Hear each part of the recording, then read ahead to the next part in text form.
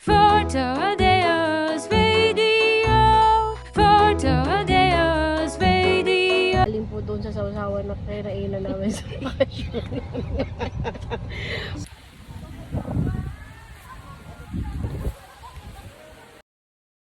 Ang laki ng kanilang tilapia. Ito ay mainit. Yan yung garlic chicken. Gutom na daw yan. After Comine. Nakakatamad maglakad. Ikaw na lang yung mag-drive. Sunduin mo na lang ako. Akala ko pa naman kung ano yung napakarami niyang dinudukot. Yung pala kalamansi, sili, labuyo. Galing po doon sa sausawan na kinainan namin sa bakasyon. Binit-bit pala niya, hindi ko alam. Ay, kasama sa bayad to. Buti na lang. Hinahanap ko nga po, baka may tasa pa siyang dinala. Baka may dala-dala pa siyang tasa eh. Haraking kami doon sa gitnang ano eh. Daming kutsara sa bahay. Oh, Magdala. diba? Diba? Kasi alam ng sili na kinuha mo lang siya doon. Kaya gusto niya magpaiwan.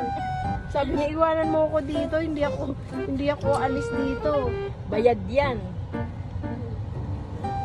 Ano ka?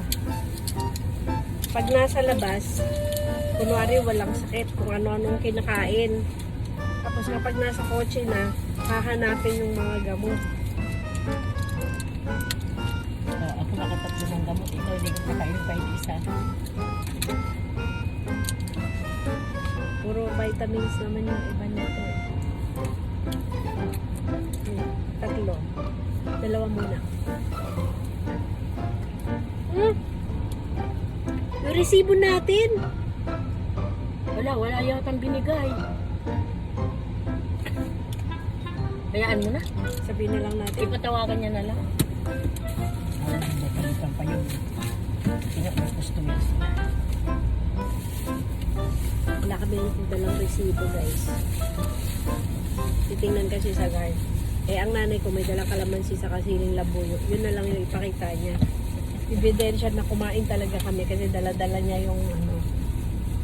Yung tig-out. Sausawan. Ibilin siya na yan. Hindi pa sinama doon sa take-out namin yung sili at kalamansi eh. Inilagay niya talaga sa bag niya. As in sa bag niya.